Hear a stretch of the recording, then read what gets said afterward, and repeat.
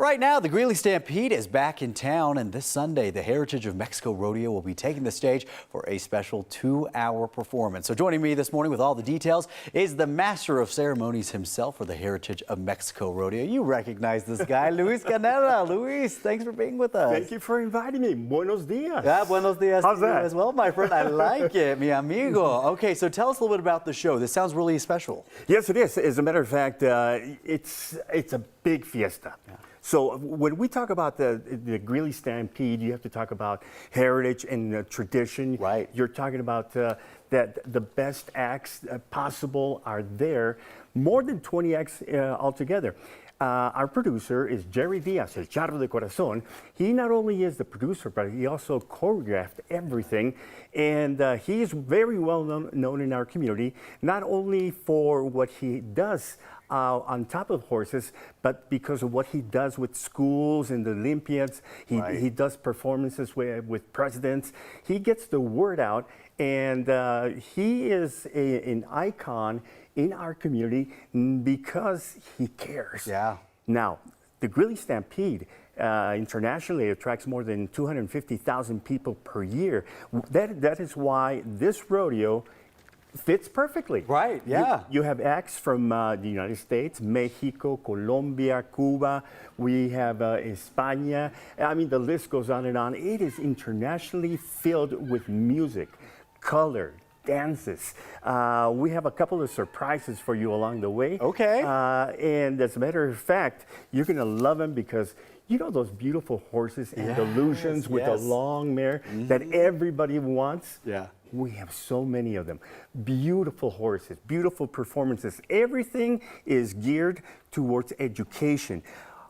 How is the Heritage of Mexico important? Well, the reason is that the horse was introduced to this continent by the Spaniards.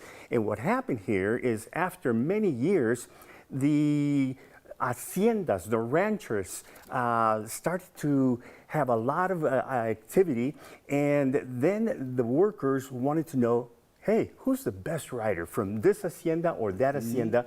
And that is how the competition started.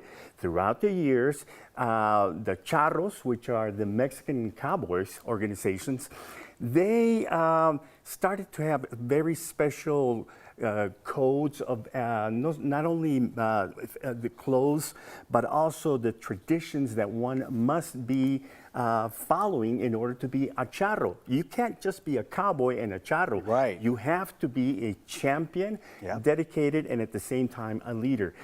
So what happens here is after so many years, guess what happens to the sport? It comes to the United States, and it becomes the professional rodeo. Yes, I love it. And then now became a staple in Colorado culture. Speaking of all these different cultures, now we've integrated it into our own. Now, really quickly, because we just have a little bit of time left, you and I get the distinct honor of co-hosting the 4th of July parade at the Greeley Stampede with Luis. Now, you've done this for years. What can people expect there? Well, arrive early, first of all, because you're going to need to park somewhere, because it's one of the most popular parades that we have in the entire state. As a matter of fact, one of the most popular in the United States. So please arrive early, and please also bring a lot of energy with you. We have to yell and scream. We have to clap our hands. And at times, Jordan, we have to dance with the bands. So it's a lot of fun. So ladies and gentlemen, please come out to the Greeley Stampede.